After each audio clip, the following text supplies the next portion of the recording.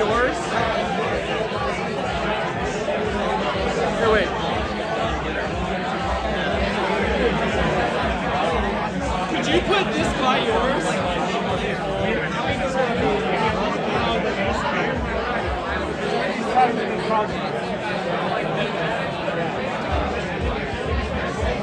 Most of these are like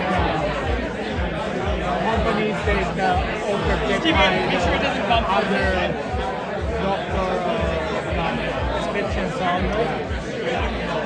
It's not be interesting like in a couple of weeks after they go out with the FDA, it's like when the 7 peptides. We're not sure if the FDA is going to reclassify yet. We're not sure. We'll see.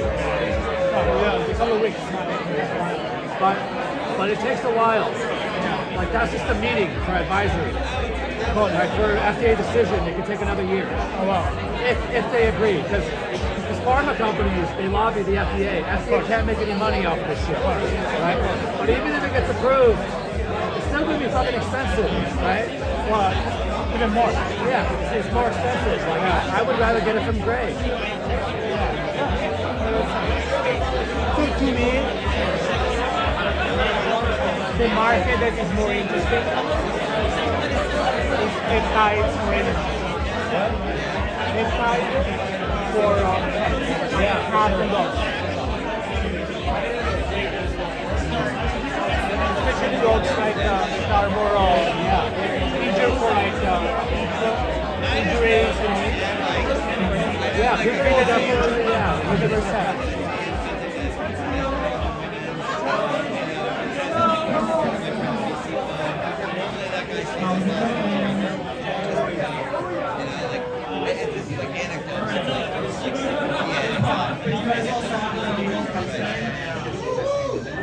Who was excited? Who wanted Spain to win?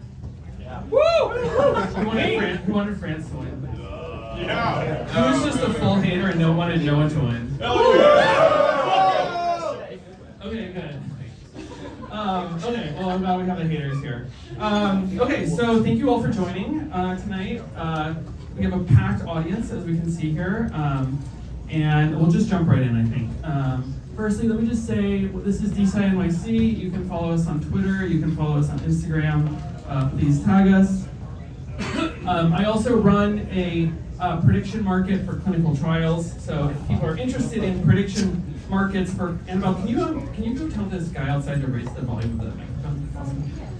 Awesome. If you guys are interested in prediction markets for clinical trials, we're hiring. So basically, imagine you have a poly market for science. So if instead of betting on sports or betting on politics, you're interested in betting on science and which drugs are going to be successful, you should come work with us. It's called Endpoint Arena. You can download our app. We're hiring, so if you want to submit an application form here, we have a small team, but we're looking to grow. And we have partners. Okay, so without further ado, we are going to have Julius coming in from San Francisco. And Julius, we've been friends for a while. I don't remember when we met, but... What? I don't know. Oh, you know. Okay, so we've been friends for a while, and then I was in San Francisco recently, and he was giving a great talk on peptides in San Francisco, and I said, hey, I know people have been curious about peptides in New York forever. Why don't you come out to give a talk on Peptides 101? So without further ado, Julius.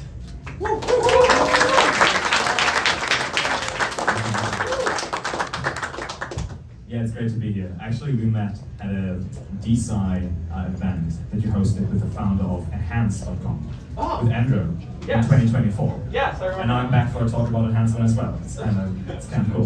Full circle. So anyone here can be a speaker and down the road. Woo! Alrighty. Yeah, Peptides 101. I'll just click spacebar, I guess. Oh yeah. Or you'll hit the button here. Right. Yeah, amazing. So first of all, who's this person standing in front of you? Hi, I'm Julius. Super stoked to be here. I've done a couple of things in the space, and you know the dots connect only looking backwards. So it's really good to now talk about peptides here in New York. A couple of things about me. I founded the California Peptide Club. with the intention to not start a wellness community or a biohacking club, but to bring together the researchers, founders, and the ones that want to be educated on the peptide space in San Francisco. And I think SF is like, you know, the people we bring together are cool people like you, a bunch of weirdos as well, and then a bunch of cool doctors. It's like it's a really good crowd. And then I also run AGI House, which is, you could say, a hacker house, also in the stereotypical San Francisco sense, which you might have experienced, but it's a nice one. And we've had 10 unicorn founders live with us. The lovable founder lived with us, but Blackcity was started at AGI House. So if you ever find yourself wanting to invest in AI startups or get involved in San Francisco, reach out to me. Then of course, if I'm from San Francisco, I'm a longevity founder, formerly. And of course, I'm also an AI founder. Like, that's just how it works. I actually sold an AI company and shut down the longevity company. And I'm talking to you about longevity. I'm not sure that's a good sign. But apart from that, I've also done like the stuff that, you know, my parents might care about. And sperm racing. As of Sunday. Yeah, it seems like VCs like throwing $10 million at 17-year-olds to build a new sport. And yes, I raised my sperm. I lost, tragically, but I had the bigger load. Yeah. So, and then again, like if you have parents and they care for logos, I've worked with a cool longevity startup on the founding team. It's called Superpower. And then I've done like the boring stuff, and I went to a cool school in the US. So that's that. What's the California Peptide Club? You can see it here. I want to bring more of that spirit that I just described to New York. So tonight's going to be the night where I'm going to have a QR code, and you can scan it to also join a WhatsApp group chat called the New York Peptide Club. And who knows, maybe that's leading somewhere. And maybe I can find some people here who would like to build that with me in the city. Yeah, we've hosted several gatherings in San Francisco overlooking the bay. And yeah, out of that came business collaborations, trials and studies were funded, co-founders met. So I hope New York is ripe for the same notion. Right, peptide prime time. What are we talking about? So, first of all, what are peptides, right? I guess like many of you wouldn't be able to answer that question, and that's great, because that's what we do. Second of all, why are peptides so relevant right now? Like you see them everywhere, like soccer moms post about them on TikTok, and then your best friend tells you to get on Reddit, and you're like, dude, what's Reddit? Right. Then we have the history, how do we get there? I'll like make this quite brief, because there's two more things that are way more important also to you, which is how do I get the stuff that doesn't kill me? And what is the stuff I should get to look beautiful, feel great, and live forever? And then, if we have time, I actually might show how to do the injection, because I know many are afraid of needles and think it's kind of weird. Many of my friends, whom I've, you know, I guess, helped through that process, feel so empowered afterwards. It's like, fuck, I can help myself. It's actually quite cool once you do it once, but I know that many are even quite skeptical. So, let's start with a quick show of hands. Who here has injected themselves with peptides? Hands up here. Okay, that's like maybe 20%, let's say. And keep your hands up. And keep your hands only up if you've injected yourself with research-use only peptides. That's almost all of you. That's great. It means you're not type 2 diabetes. That's really good. All right. So, what is a peptide? I zoomed in here awkwardly because you can see it. You might know all these peptides from your whey protein or collagen protein, where it says L-leucine, L-isoleucine, and so on. Those amino acids are the building blocks of peptides. So you are eating amino acids already every day. In your protein powder, you can see them. If you have a piece of chicken breast as well. So they are the building blocks of life and the building blocks of protein and peptides. Peptides, after all, are just short proteins, right? 2 to 50 amino acids stacked together are called the peptide. Here are some examples. They're very short ones. Those are amino acids like glycine, which you might take for sleeping better, right? And then there are peptides like collagen, which you can actually just eat and digest. And surprisingly, it works pretty well. We can talk about the gut-blood barrier later and why eating peptides usually doesn't work, but for collagen it's a famous one. Then there's retatrutide, which is the most recent GLP. That looks a bit more complicated, as you can tell. Now, 40 is a magic number in the peptide space. Because after all, everything is driven by pharma incentives. That's how it works. And you might, because one of the questions I get all the time is like, hey, why is BPC 157 not FDA approved? We'll get there in a moment, but the number 40 is important because once you have more than 40 amino acids chained together, it's called a biologic by patent law, and you have way more protective patent rights at law. Meaning, I think the patent then holds for about 12 years.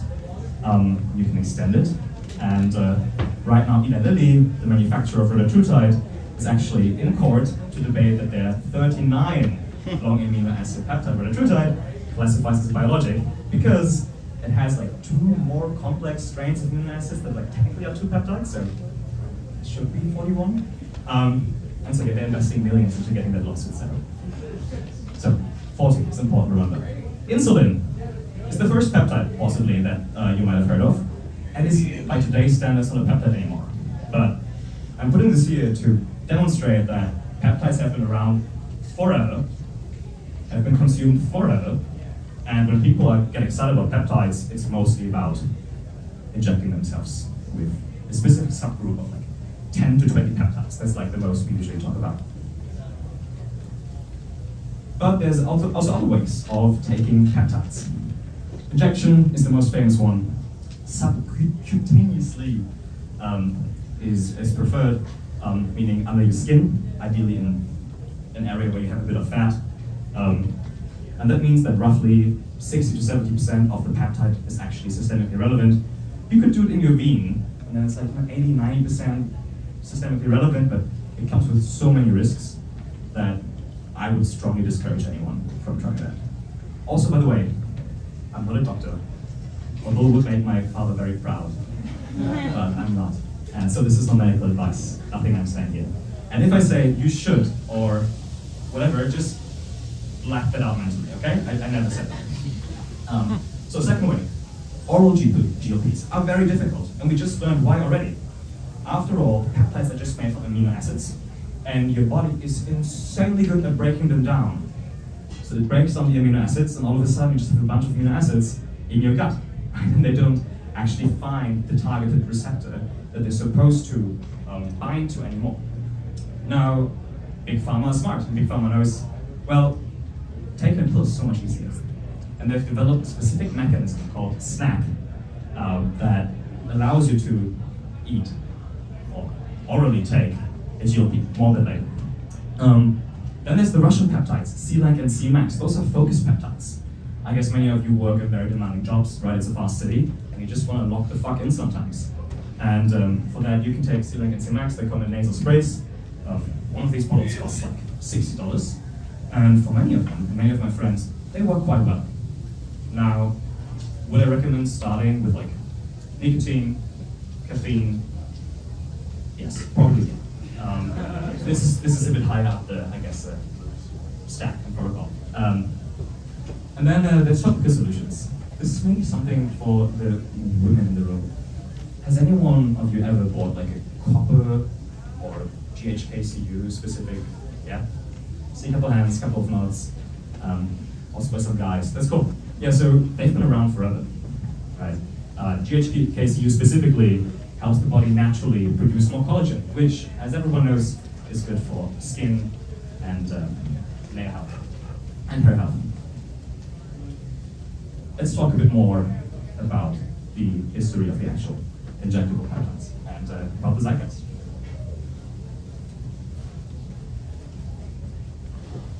Before we go there, people ask me, hey Julius, I want to lose weight or I want to get jacked. Should I get on peptides?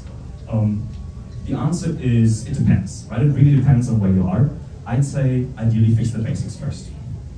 But if you have, if you suffer from actual, maybe chronic sleep problems, you might want to try Panelion or Depiphelin if nothing else works. So it really depends. But I just remember this diagram generally. Like, if you get your sleep, nutrition, training, movement, and your social circle right, you really don't need peptides in most cases.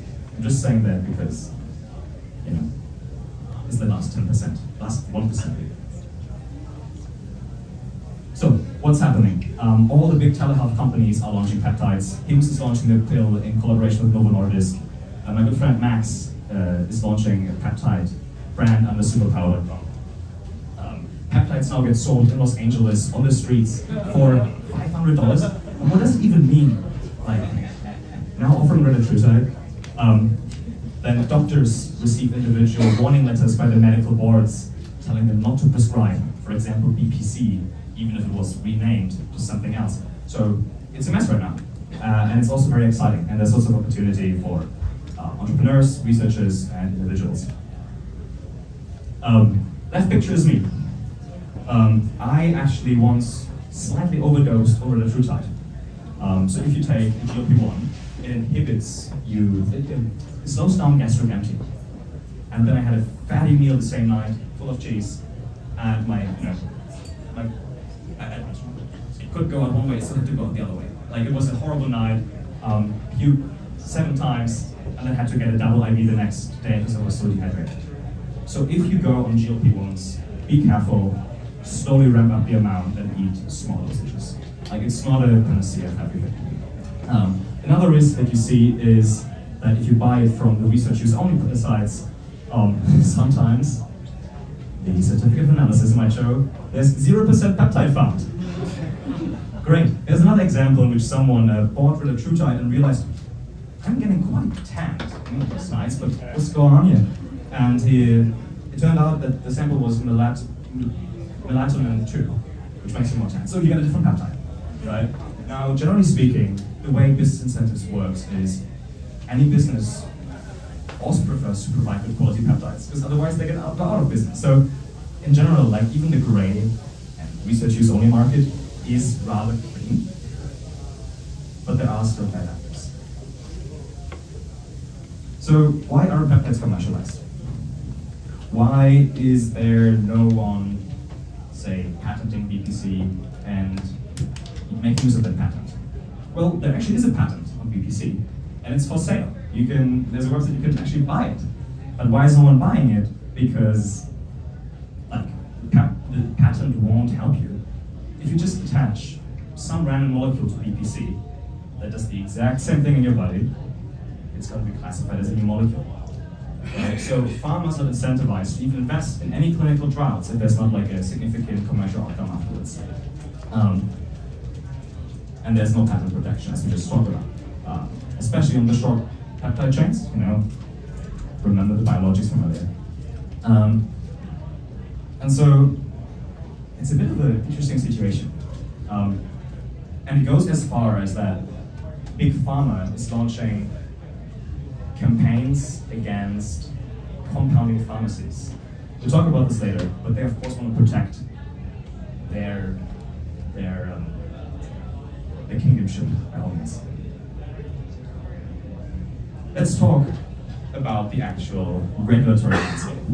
And I'm going to show you a diagram with some of the actors that are part of the whole peptide ecosystem that are making sure that you can get your compound to various degrees of quality.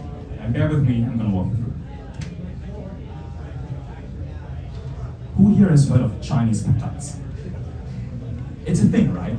And so what does Chinese peptides mean? Is that bad? Like, is China all bad? Was Trump right after all? Let me find out. The vast majority of peptides right now, outside the facilities that Big Pharma owns, are produced in China. Sure, there's some in India, and there's some stuff happening in Estonia, and friends of mine are building US-made manufacturing plants that do everything from scratch. But it's very nascent, and for decades, the Chinese manufacturers have optimized the hell of the process and are the best in the world at producing it. And that's why they're importing most of it to the US. Now, there's different buyers from these facilities, right? There's the research use only gray market. And research use only means that these companies also sell peptides that are currently not FDA approved, such as BPC 157, tesamorelin, epithalin, GHKCU, right? And they source the peptides from a Chinese manufacturer, which itself might source it from another lab, which is interesting, and then resell it. And all they do is they might get the API, they might do like another cleaning process here in the US, and then they just bottle it into tiny vials. And let me show you one of these tiny vials. And you get that delivered in lyophilized powder. Lyophilized meaning not liquid. And so that's the way number one. And usually these websites have like established relationships with the Chinese manufacturer or know someone who knows someone. Recently, Peptide Sciences, the largest manufacturer, the largest RDO website, voluntarily shut down because the FDA indeed increases scrutiny and has been more aggressive on that front. But for years, you could send crypto money or like Venmo or Zelle an account randomly, and then hope your peptides would arrive miraculously. And this is why it's called gray market. Because for you, it's not a crime, it's not illegal. But on the website, it can never say that this is for human consumption. In fact, it often explicitly states not for human consumption or for research use only. But everyone knows, you're not running your cell cultures at home. This is like clearly for human consumption after all. And so yeah, that's the gray market Amazon. And then we have compounding pharmacies. Now, what are compounding pharmacies? Actually, compounding pharmacies were the first kind of pharmacies that were ever established. And the main job of a pharmacist used to be get a prescription from a doctor and then mix the ingredients together in the pharmacy. Right? And it's only through mass manufacturing that we don't have to do this anymore as much. They still do this at times, right?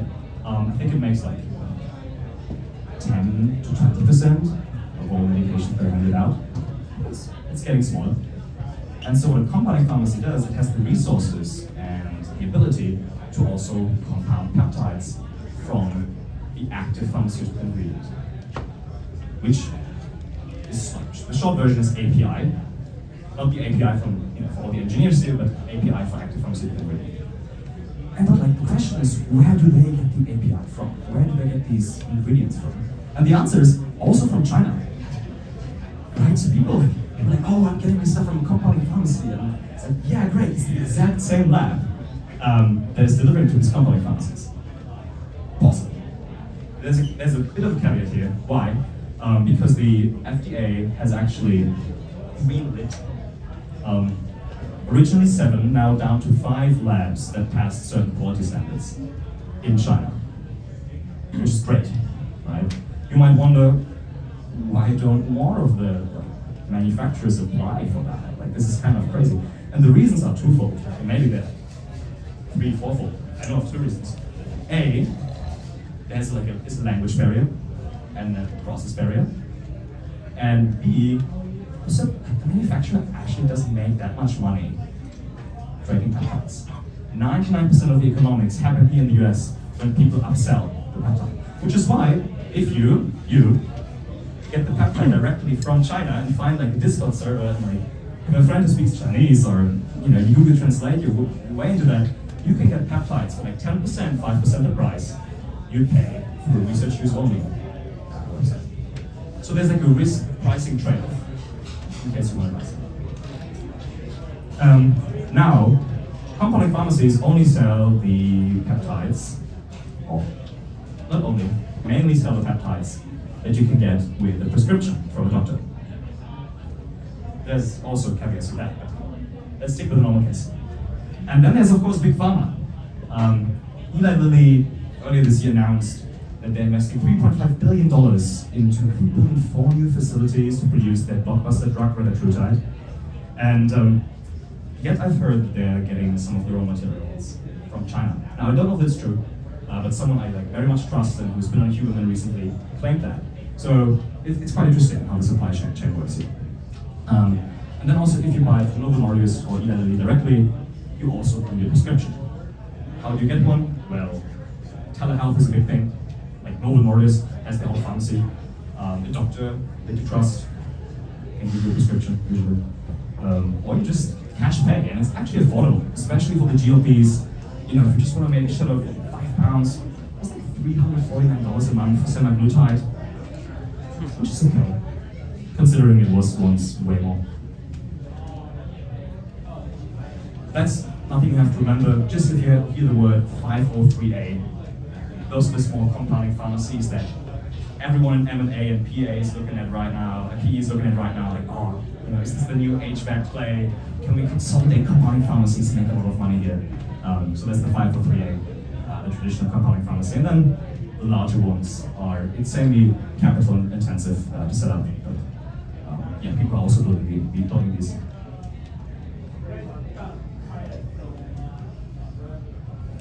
Now, Eli Lilly wants absolute retatrutide supremacy. Quick reminder, retatrutide is the best weight loss drug the world has ever seen. You might know Ozempic, Wegovy, first generation, Mounjaro, Zepbound, second generation, and now retatrutide is the new brand. Went through phase 3 trials, insanely successful, right? And we get to learn about more and more positive side effects by the day.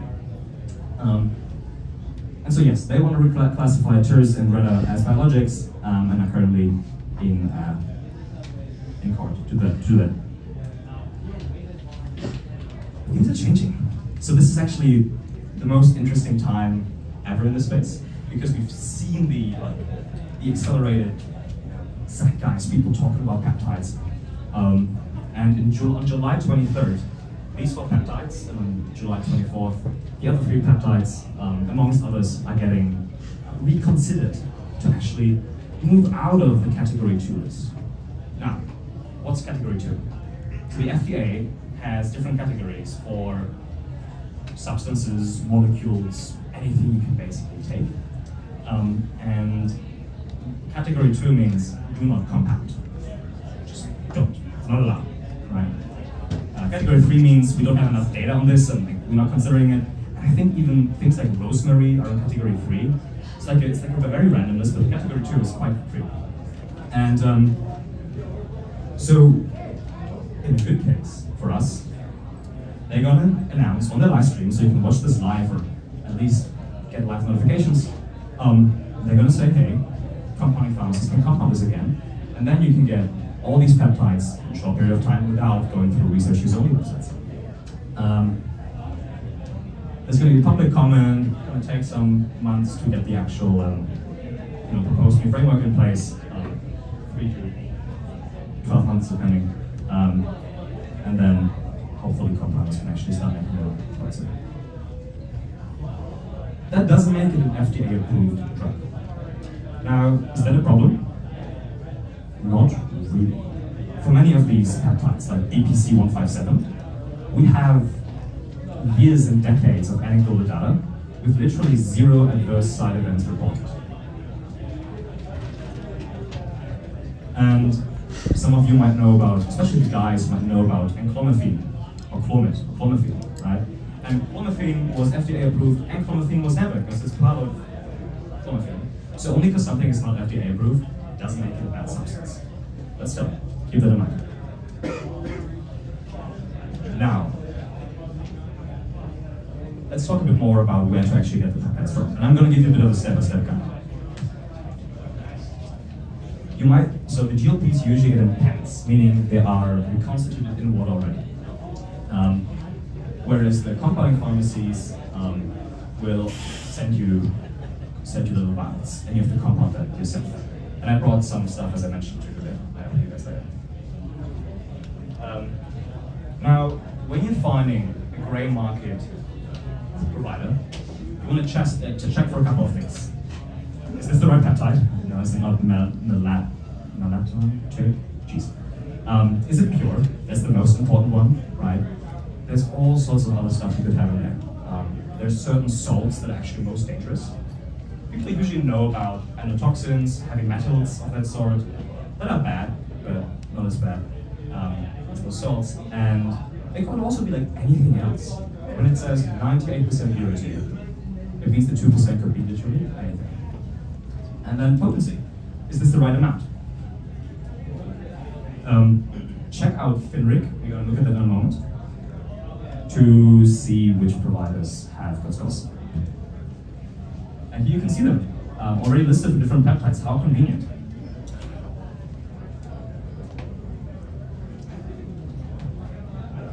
And the data is actually really, really promising. So what this means is on this axis you have purity, and on this axis you have the measured amount of label, and then you can see the samples for every single manufacturer. And the median plus a lot of times the 25th to 75th percentile are within these ranges. So that is really promising for a compound for these peptides. Now, a website that I'm right now getting my stuff from is called Peptime, peptime.com. I'm the founder, so in case anyone's interested in talking to them, we're also doing a collaboration with our club right now. You can probably get some percentages off. Talk to me, and we can make it work. I can share like a code later as well. Now, if you want to actually read a certificate of analysis yourself, or if you want to send a sample from that Chinese website you found, and you got it delivered, you know how to read the actual outputs. So this is going to be quick, but here are the three things. You have the purity, which in the result here is 98.9%. You have the question is whether it stays in the 20% range, between 90 to 110%, which is also the case here. And then the question is it the mass as recorded? And we can't see what the actual mass was supposed to be, but I guess it's about 60 milligrams to 70 milligrams. Yeah, let's talk a bit more about that idea of sourcing directly from China. Because I did it. I tried a lot of different suppliers to find what's actually good in this space. I care about it from like a scientific standpoint, but also from a cost-saving standpoint. Easily, if you have a peptide stack, you can spend up to $600, $700 or more per month, which is like just not sustainable long term.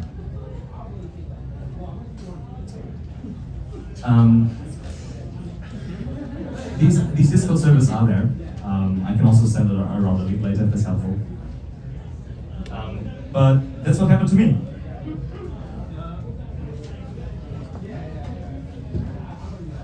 I paid them, I think like $300, and they told me, oh, our account got banned. We didn't receive your money. And then my Chinese roommate had to go on like a negotiation war with them to get them to still send us the peptides. Isn't that crazy? I thought it was lost, but I told them, no, I run this cool club. Let's turn this into a partnership. And yeah, I'm waiting to hear back on the results. But no, we got the peptides, and they're just getting tested now. Also, this is 100% AI generated. Like, there's no way Anna from China looks like that.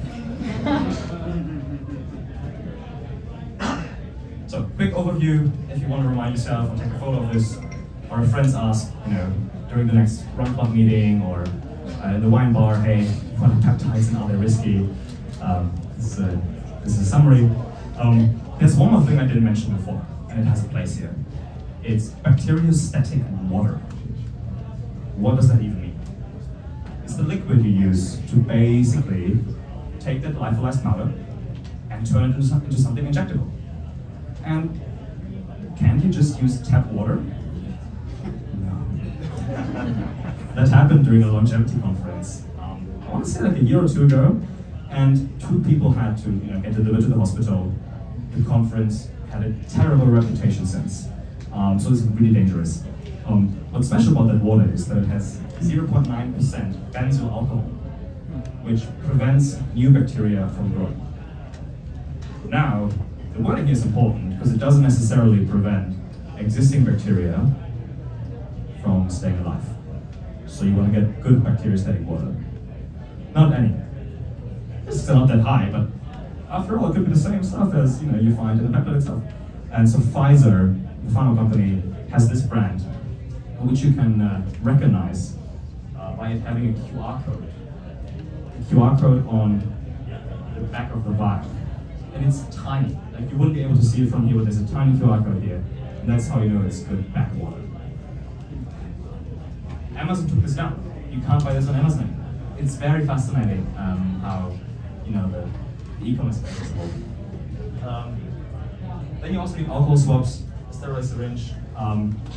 Please always make sure it's sterile and you wipe off the injection area before you do it. I'll show later.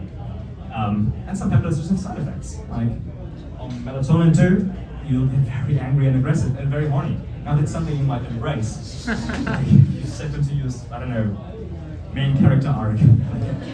Let's go. But not sure that's sustainable. Alright, now I know many of you are here probably here to also like learn what can I actually take and why and what should I look into. And so we're mainly going to look into three a bit more closely, which are the GLPs, just because they're everywhere, and by like in terms of market size, like orders of magnitude larger than the research use only segment. For some time, I think they were larger than the entire AR market. That's changed now. But research use only peptides are only around 200, 300, 400 million dollars in the US, which is tiny in comparison to the multi-100 billion to trillion dollar industry of GLPs. Secondly, we're going to look into BPC 157, which I guess is the second most famous peptide and used for tendon healing. Interesting story there. And then we're going to look into GHKCU quickly, as well as a few others. And then, you know, if you want to learn more about different ones, we can talk after we do like a peptide 201. Before you start getting on a protocol, your doctor, not me, would recommend you to get blood work done, so you understand what's actually going on. For example, if your growth hormone already is elevated, you might normally get on a growth hormone. For example, if your inflammation is high, it might actually be quite helpful to look into that, where it's coming from. So it's like a prolactin issue, because you lower it with like BPC systemically. And so yeah, do that with someone who understands peptides. Now, I know many of you are going to go out there and just experiment yourself. And I personally did that, so you're welcome to do whatever you want. Those are the different categories many people put these into. It's not rigid, but like what do peptides do?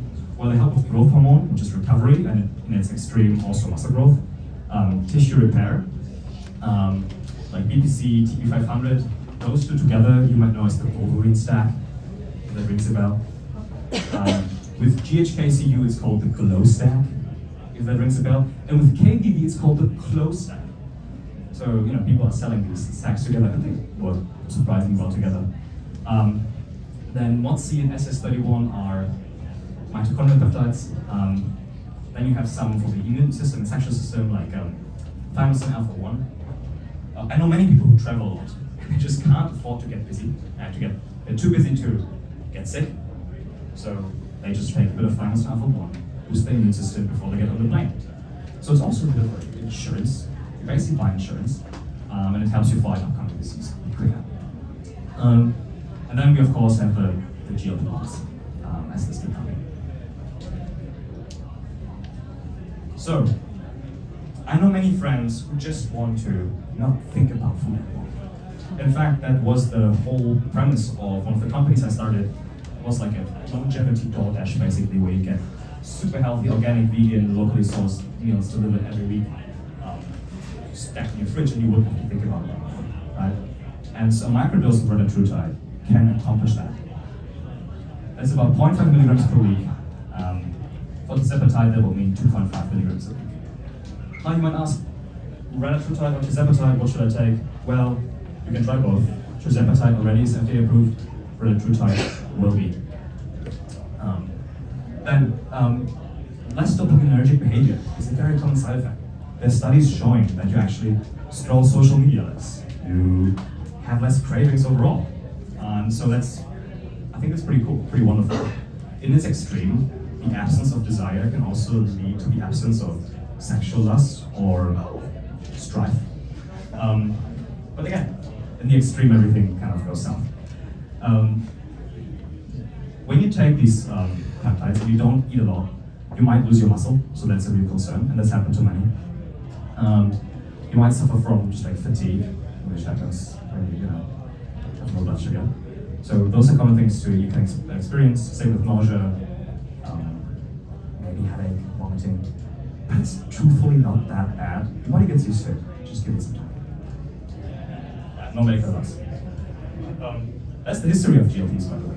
So exenatide and liraglutide and a couple of others before were actually the first GLPs, not semaglutide. The problem is it's really, really annoying to take them. Like you had to take them daily, like do daily injections, or they were also less effective. Like they only led to like pretty moderate weight loss. So the real blockbuster drug was when post-COVID 2021, all of Hollywood got on the shortly before approved semaglutide train, and I feel like everything that spreads from Hollywood or from San Francisco, from New York into the world, and so that's when we got on this hype train. Peptides. And for personalized health, I'm going to talk a bit more about why I'm passionate about this, but let's make sure you guys know the basics first. And then tirzepatide and retatrutide followed, both developed by Eli Lilly, making it the first $1 trillion biotech company ever. That's how impactful these are. And now they're actually already working on another drug, which you only have to take once a month.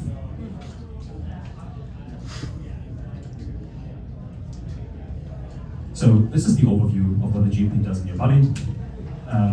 They generally stimulate insulin and suppresses glucagon, especially with retatrutide. You can call it a GLP-3 because it actually acts on 3 receptors. Yeah. The GLP-1, the GMP, and the glucagon receptor, your body naturally already uses GLP-1 to tell you that you're full. But it only lasts for about a minute or two in the body. Whereas retatrutide binds to the GLP-1 receptor for way longer, has a half-life of about a week. So that's why you feel full. It also actually activates satiety directly in the hypothalamus in your brain, which is also incredible.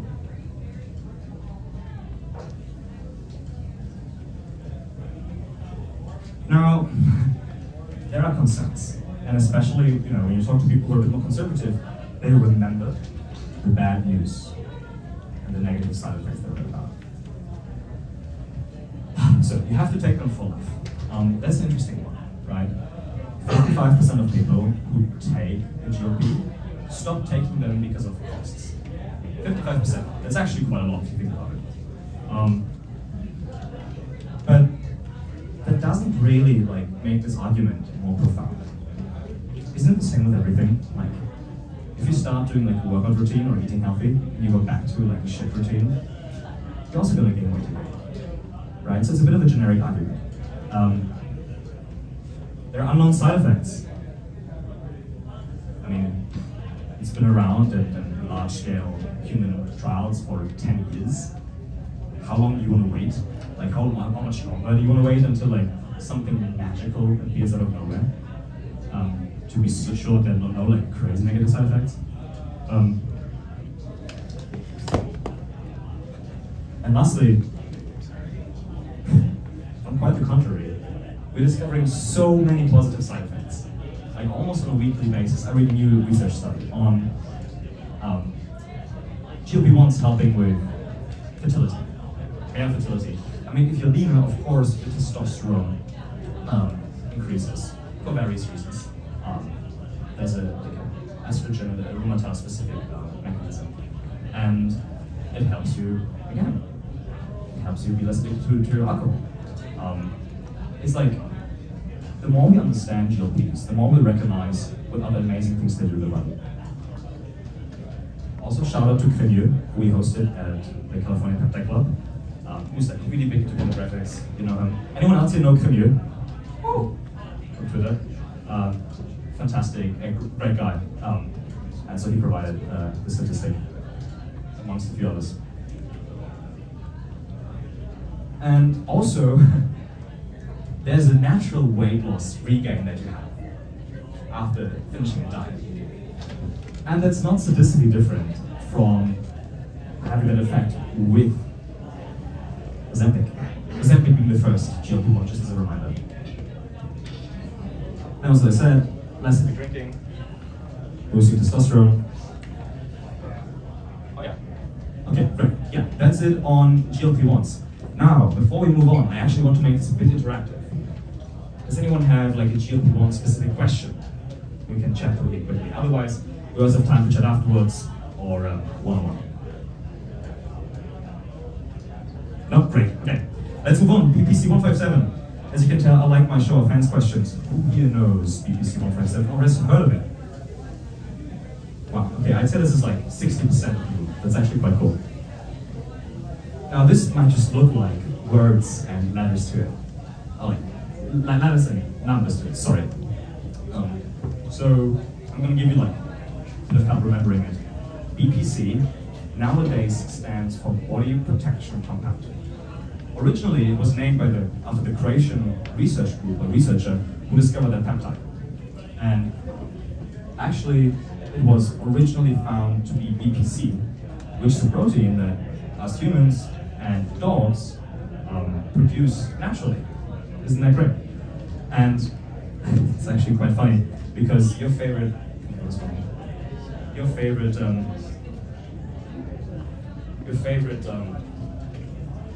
pseudoscience, or not pseudoscience, or popular science researcher, Pavlov, who you might know from like the dog stimuli experiments. You know, yeah, like saliva coming out of your mouth when the dog hears the bell. I think it's a pretty common science experiment. Also, as a sidekick, actually sold the gastric juices of dogs because they contain BPC. It's kind of wild. Like he has his own, I guess, like early stage dropshipping business, or where he sold that stuff, and you can see how it's kind of disgusting. But that's why humans actually took dog gastric juices for gut health as well, because it contains BPC. Scroll back. Let's put this here. Now, what does it do in the body? Well, in contrast to the GLP-1, it has a very specific target. Like it literally says in the name what the target is. BPC is systemic. And it's so wild because we don't exactly understand how it works yet. What it does though, it helps with tendon healing. If you have an torn ACL, it might help. If you have an injury after, I don't know, a soccer game. So it's like insanely cool, and it even overrides or still helps after like you've taken corticosteroids that are usually actually reducing any sort of healing functions in the body, and BPC still works, which is like a miracle to many scientists. Yeah, human data. That's also a thing that we always hear. For GLPs, we have extensive human data. Tens of thousands of people went through the studies. And for BPC, there's so much anecdotal data, and yet there's only one human research study that was done in Croatia. And now, Americas, of course. This center where all the science needs to happen, and for it to be acknowledged. Right? That's how we think it's our American-centric worldview. Now the problem is, only ever the abstract of the paper was published, and it was only 40 patients. But we have so much positive data in mice. There's so much anecdotal data and zero reported adverse side events. So if you're thinking about accelerating your own healing, also after like a very strenuous workout, like if you do a leg day every once in a while and you're like, I need to recover quickly because I'm also playing sport with the girls, the boys next day, and BPC can be really, really helpful. Also, the good news is, now with all the hype, the NHS and philanthropists are funding more studies. It's actually quite incredible. And I know many of you care about science, so we see people like design studies and fund it with as low as like around $100,000, which is going to be super incredible. So I'm actually very stoked also for that reason that we finally get some more. Okay. It also comes in oral form now. Lastly, let's do quickly GHKCU. This is an example of someone taking GHKCU So you can either inject it or apply it orally. But make sure when you source it that it has a high concentration. And it's helpful when it's actually blue, because copper is blue. And usually we don't have lots of insight in what the manufacturer actually puts into it. Also, please don't inject into your face. It's going to give you scars. Yeah, you can stack it with other healing or systemic peptides that help you just like get this glow look, like people actually have a more shiny face. It's quite miraculous.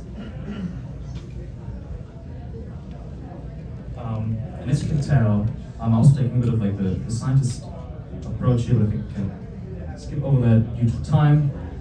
There's a couple more stacks you might want to have a look at later. You can describe them. Just keep it moving. All right. Yeah. Cool. So mitochondria. As you know from high school biology, the mitochondria is. Barrels of the cell. Oh my god, that was so much better than expected. Exactly. So what you want to do first, if you take peptides, what you want to do first is you want to use mod-C to actually repair how the mitochondria function, high level, and then SS31 to get the engine revving faster. There's the whole growth hormone. And growth hormones are a bit of an interesting area. Unless you take like directly HGH, human growth hormone, which is by the way illegal in the United States, and was used, for example, for Messi. So he grew from 6'2" to, I think it was projected to be lesser, to be 5'2", now he's 5'5" or something, 5'6". So it's used for, it used to be used for some children. But apart from these, it's not as dangerous as people might think. You want to cycle these growth hormone secretagogues.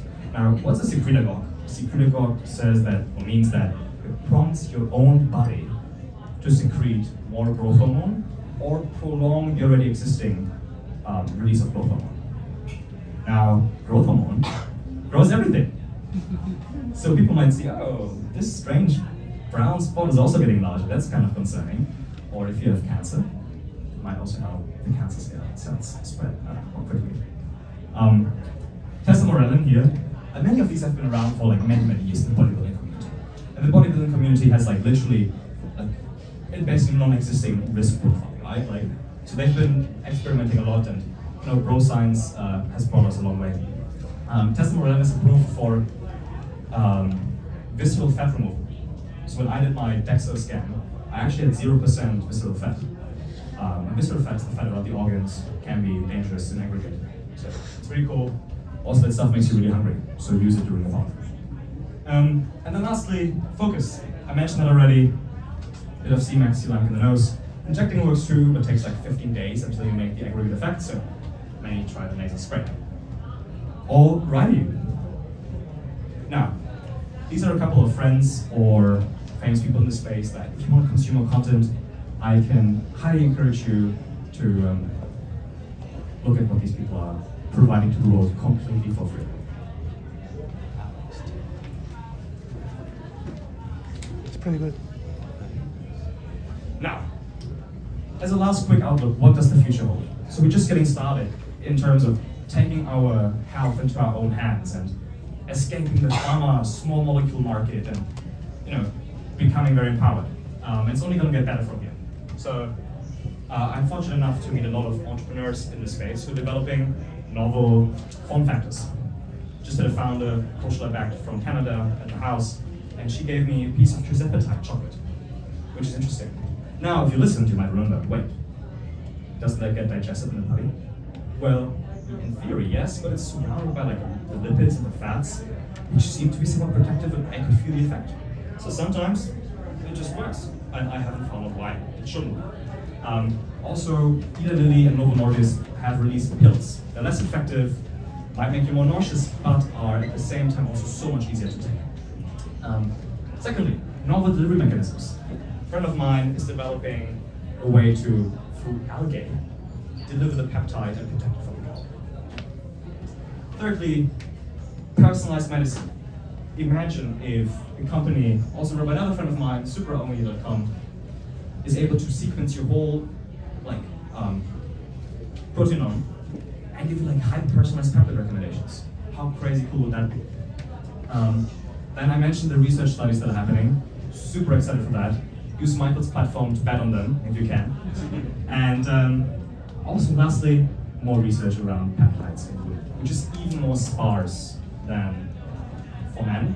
And it's way more complex because of the menstrual cycle and other hormonal effects that are already happening, and that peptides might surprisingly intervene.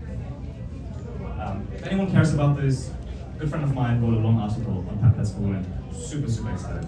But it's also very early stage research. Great. Now, Michael, how are we doing time? Injection, no time? Just do it, but keep it moving. We don't have, okay, like, do people actually want to see how this works, or is it? No. Okay, I won't use the microphone. Here, I got you. Does someone want to help me hold, please?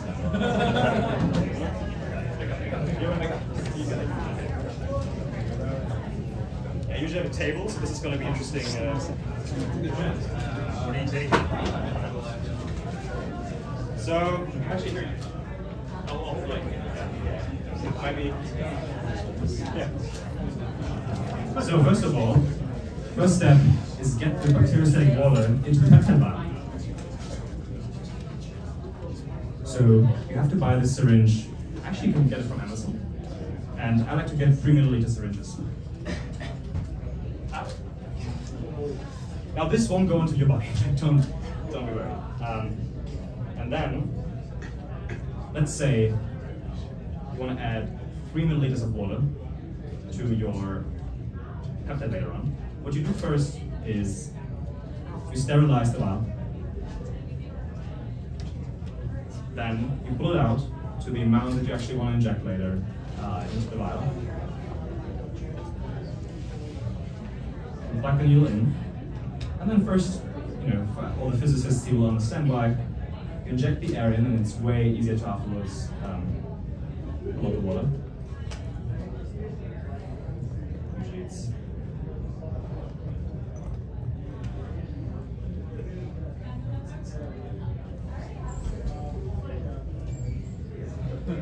there we go. Okay, so this is a new brand I haven't used before. And as you can see, it doesn't really get the water in as easily. So let me just keep this one more dry. And otherwise we shall receive a bit less water, which also works.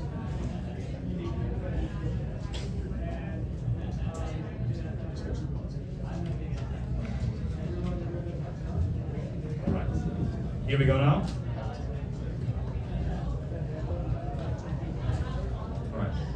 By the way, how much water you mix it with is not as fundamentally important. We're going to go for exactly a milliliter now. And then we're taking a second alcohol pad to actually reconstitute it. So we're taking the powder, or electrotype. We are removing the cap. Then we are wiping this here. And then slowly pushing this in, and you can see that it's actually getting sucked into the vial. So it's sucked into the vial quite quickly once there's. Damn, I don't even have to do anything. You got some pressure in there? Yeah. And then you just roll a bit, don't shake it.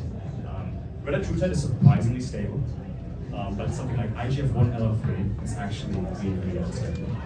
And so you want to make sure that you just gently roll it. And now, I'm going to put this down, but you want to put the cap back on. And then, for the injection, you take yet another alcohol swab. Lots of alcohol swabs, it's getting expensive. And you take a different needle. You take a 100 unit or 50 unit syringe. That's way smaller.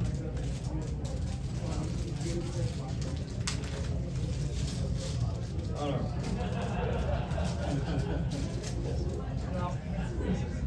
Of course, don't want to use the side that was on the floor, but the good thing is you can open this up.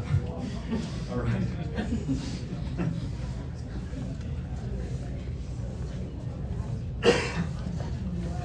Actually, for yeah. the last one I have, so I guess if I die, then. Alrighty. So remove both caps.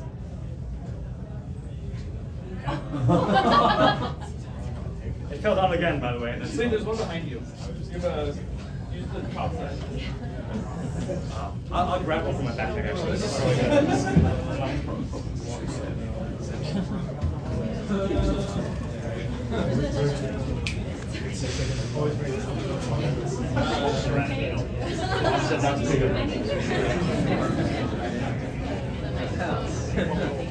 Cover proper disposal of needles. I don't want to be in a New York Times article, right? This is not Also, there'll be a video. All this will be on video. We have the slides, so don't worry. I know we got a lot of questions about that, so we'll send out the. Right. I'm gonna find a bit of fat around here. Make sure it's all kosher. Then I've already disinfected the top here. And then you just hold it gently a bit. And now this is going to be very potent, so I'm adjusting the dose. We're not going to talk about dosing for now. But I'm basically doing my weekly dose here. Then you should be able to see it slowly here. Peptide comes out. It's in here, liquid. And this is actually the injection is the easiest part. It's just so smooth. Chicken, you go. And that's it.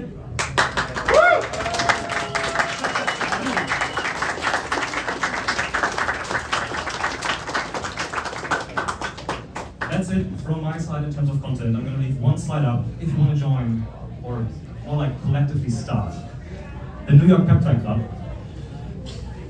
Then scan this, and we can chat also offline, or actually online is what we call it.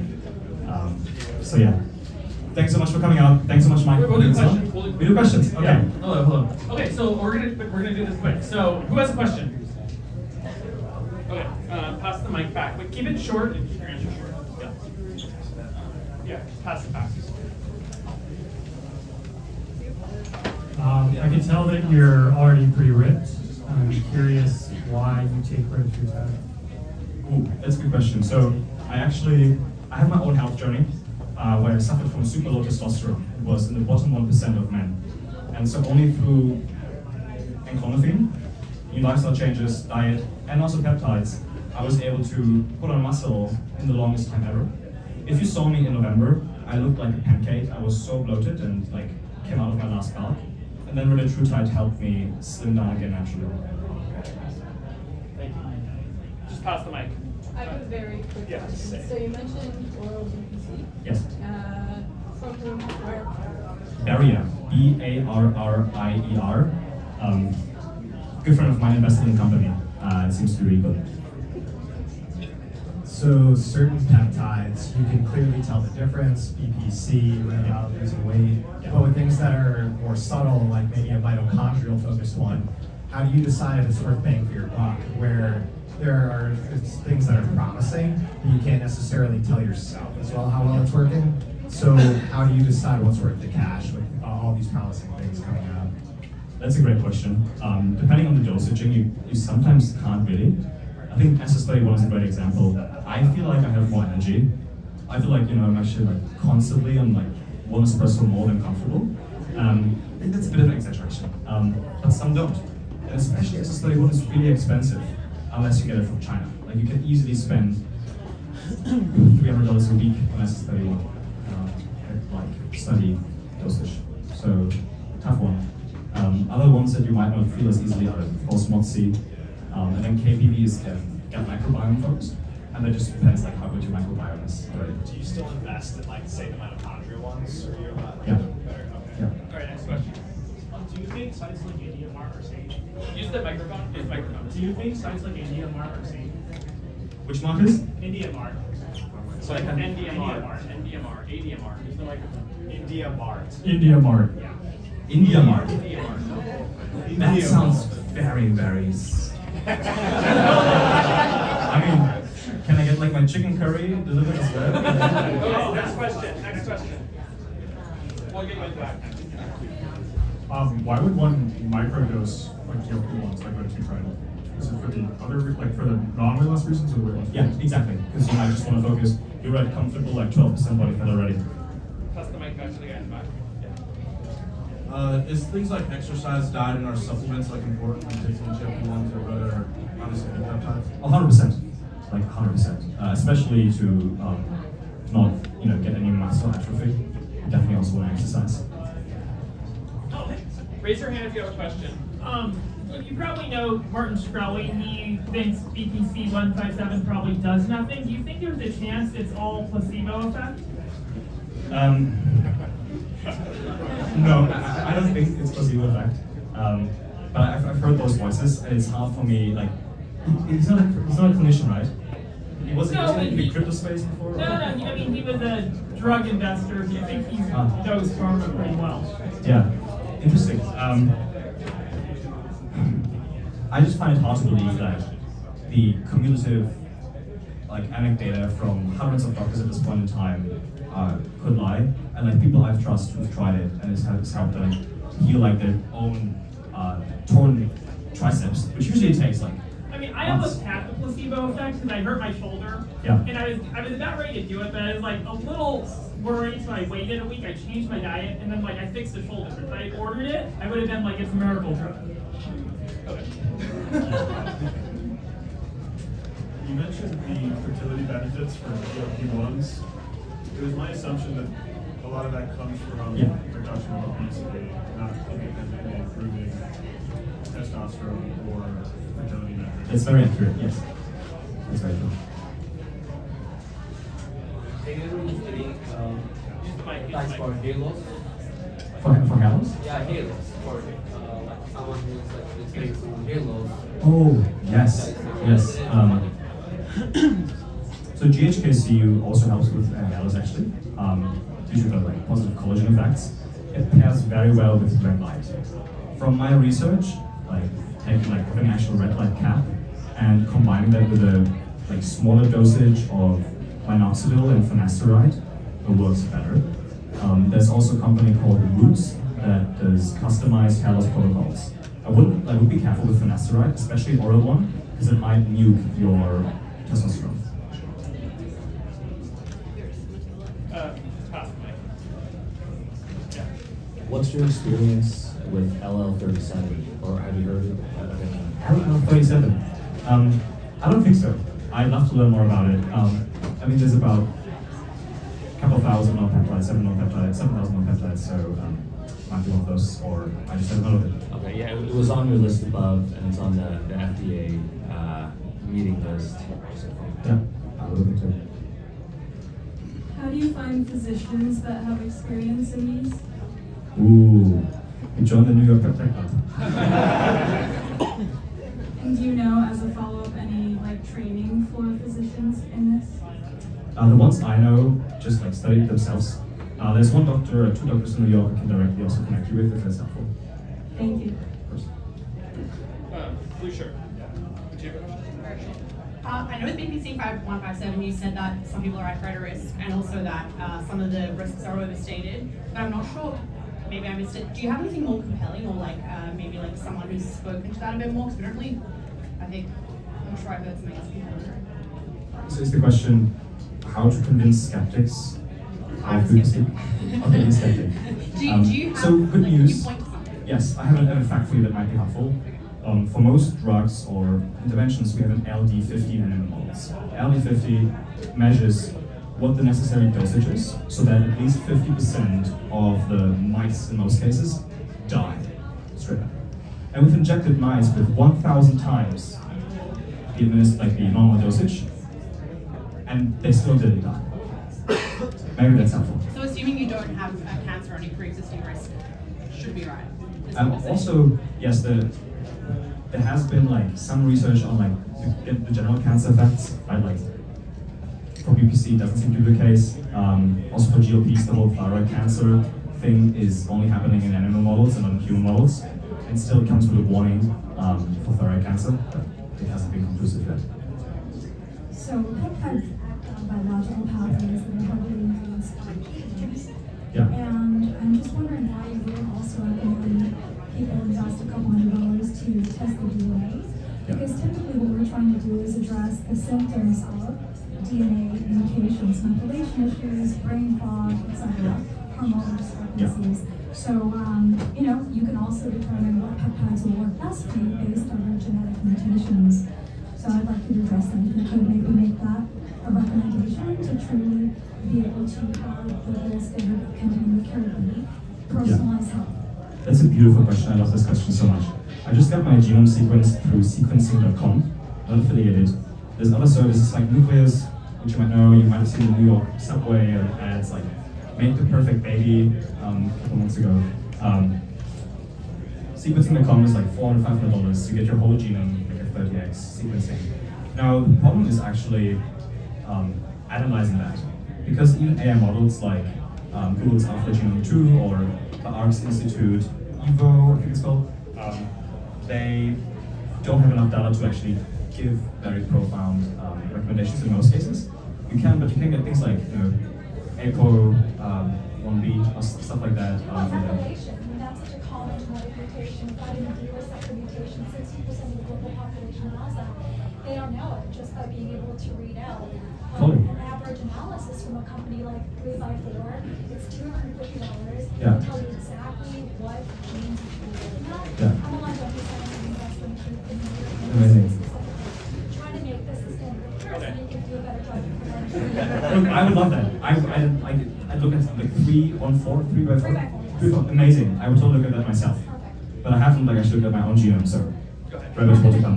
Thank you so much. What's your stack and how did you decide on it? Like, how do you recommend we get started on that? Great question. My stack right now is very simple. It's Retta, it's SS31, and it's BPC. Just because I'm cutting and I don't want to have the negative side effects of the growth hormone stack. It used to be SS31, BPC, hypomorelin, tesamorelin, IGF-1L3, and I think TB500. Yes. So it was like a very heavy intense power stack. For the average person, GLP is a great start. And then it just depends on your goals, honestly. It's hard for me to give like advice on like a general stack. But for focus, yes. Not CS31 is good. I think you were sizing the gray market at 200 to 300 billion today. That's the last time I checked, or the last stat I found from like 2025 or 2024, yeah. So if you have a positive PCAC, FDA PCAC meeting next week, how big do you think the market will be in 2 to 3 years? Great question. So in 2035, it's projected to more than double in size, 2.2. I think that's still an underestimate. I'm not an expert by any means, so it's a very dumb question. Is your body the lab? And how do you test like every combination of every stack possible? Oh, good question. Yeah. It's the simple questions that are the best questions anyway, right? Yes, your body is the lab. I get blood tests like every 2 months roughly. And I only start taking new peptides once I don't try like all of them at once. Which is also a bit of a lie because that's what I did in the beginning. But I had a physician who looked through my blood with me, through my blood markers with me, and together we designed the stack. And that's a good way to go about it. Is there research into the stacks themselves, like if there's interactions between multiple like peptides together? Unfortunately, not yet. I hope there's more of that, for sure. How much do you spend monthly? Right now, I don't really know because I bought so much from China and then I can just use and I've tested it and it's good stuff. With my current stack, I would probably spend around $300 per month. How much at your worst? With all this stuff around, like probably 700. Yeah. But it was only for like 3-4 months. I love all your questions, by the way. This is fantastic. Who has a question? Raise your hand if you have one. Gold shirt, whatever. Okay. It sounds like your bulk stack was mostly growth hormone secretagogues. Yeah. Right. What is your opinion on testosterone secretagogues? Testosterone secretagogues, like such as clomiphene. Yeah. I'm a big fan of clomiphene. Okay. So for some context, the FDA approved clomiphene in women first, but it also has another component to it. I think it's called zuclomiphene. I could be wrong. that like in man actually has androgenic effects and actually gives you nausea and makes you very moody. And enclomiphene is just the part that actually helps with the testosterone production. And it doesn't actually replace testosterone, but it prompts your pituitary gland. The hypothalamus prompts the pituitary gland to release more LH and FSH, which then signals your testes to produce more testosterone, so it's very gentle. And it doesn't have any long-term side effects. And in all transparency, I needed to take that because my T was so low because of stress, my system needed a restart.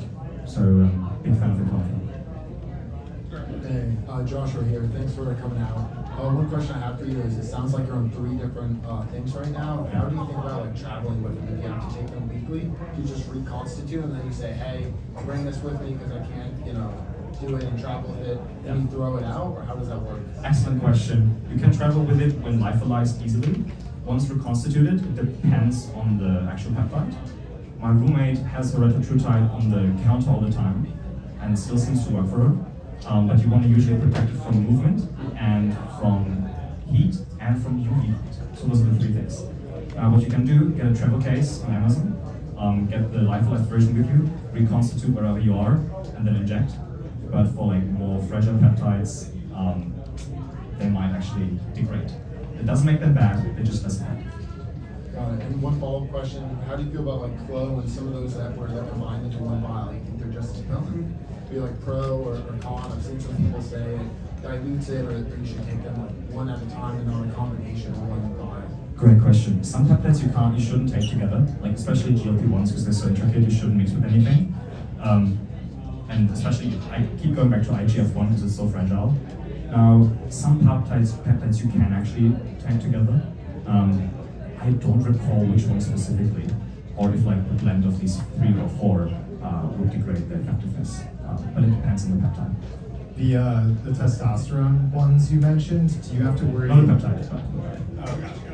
I wasn't sure if there is long-term ramifications to your body being able to produce testosterone the same way if someone takes TRT, or if that's not the case. You don't have to worry about Yeah, very different from TRT.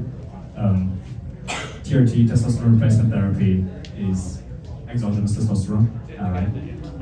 And so I've talked with my longevity physician who's been in this space for 40 years, and he says there are no long-term negative side effects, no. Which one was it again? Enclomiphene. Okay. Yeah. Alright, so with like your stack, how are you tracking everything? Like, is it in a spreadsheet? And then are you plugging it into like, are you leveraging any AI or LLMs to keep it, to track this? And is it more, or is it like more intuition based? Right now I can just do it based off memory. I used to actually go through the protocol that my physician sent me, just like as a PDF, and read through it every day again to make sure I'm on the right track. I could have used a peptide tracker, but they just have become popular in the last several months. People make like good MRR with it, and some of them are actually good. So you can use that similar to like Cal AI. There's now peptide tracker apps.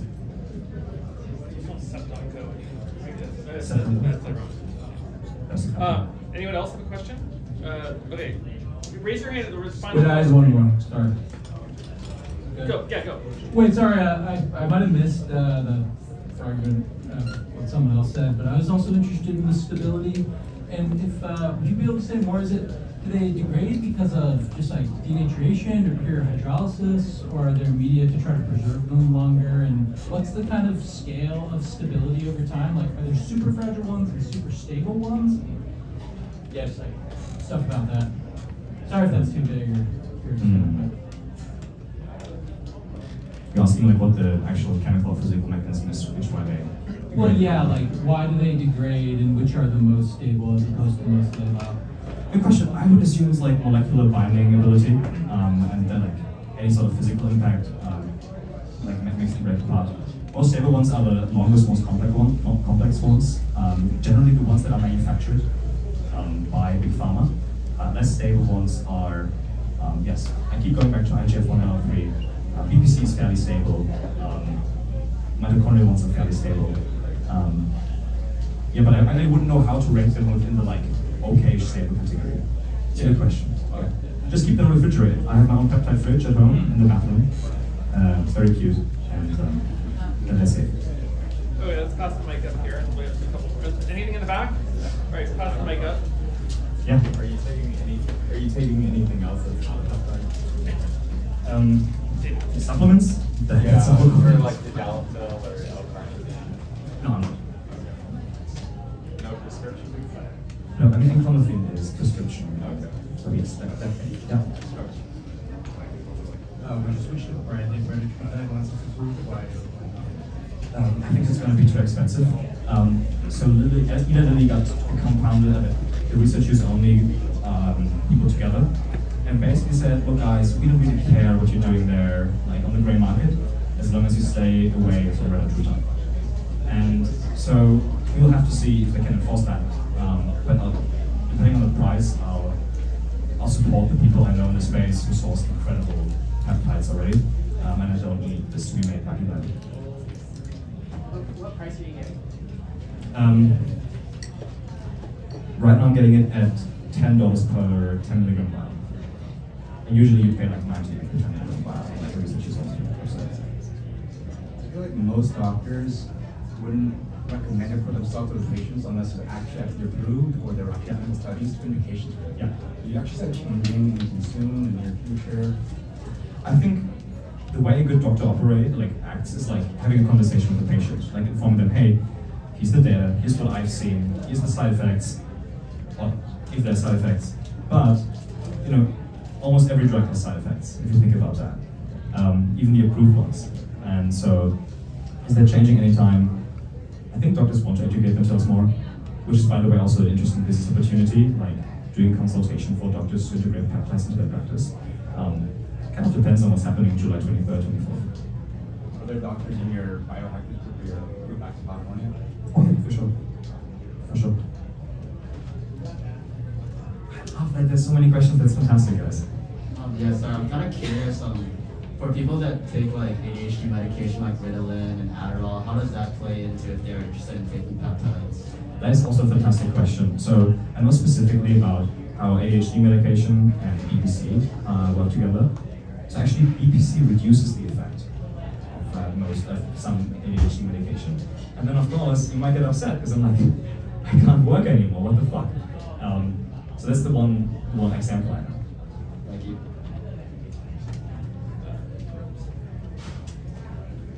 These drugs, obviously the focus is on the positive effects, but are there a lot contraindications that people don't really understand? Or like if you take certain peptides for a longer period of time, does it change how your body actually processes these things themselves? Does it weaken receptors, etc.? For some of it does.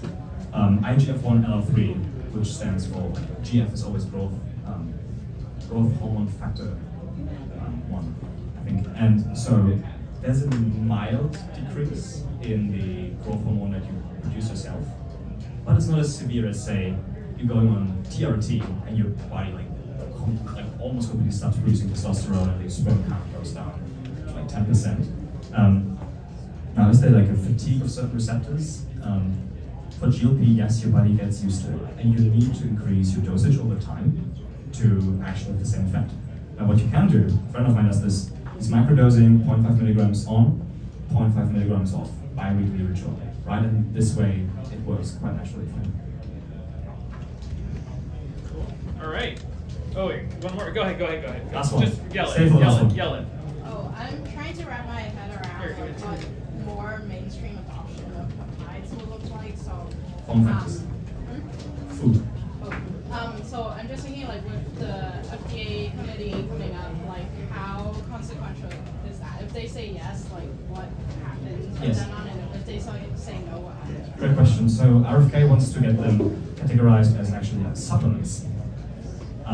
And the impacts of that are, as you can imagine, kind of wild and kind of widespread. The whole compound, like the whole research use only space, might see like a race to the bottom, and compounding pharmacies would probably take over because they have like the brand and reputation advantage.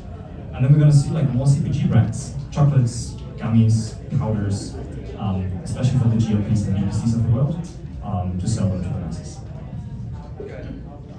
Just to zoom out for a second, What do you think about longevity in general? Since you're at the frontier as an expert, right? Like people always like predict like, oh, the next generation is going to live to a so-and-so age. Yeah. So with the help of peptides, what do you think its role is on longevity? Yeah, What's great. your guess? Fantastic. I think peptides are no miracle drug at all. They help with already existing processes, but if you actually look at the mechanism, there's something that's going to help you fundamentally live longer than 120. I do believe though that through like the advent of AI and protein folding models that have like just become so much better, we're just starting to scratch the surface. And there are people I respect who say that we might be, and when I mean like millennials, Gen Z, might be a generation who can live like to 200 years or might not even die. Can I assess if that's right or wrong?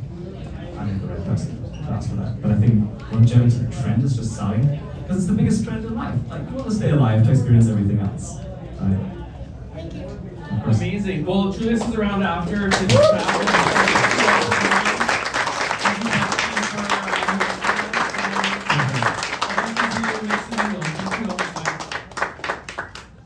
Appreciate you. If you want to stay in touch, send me an email or tweet to the DM. And yeah, it was great being here. Thanks so much.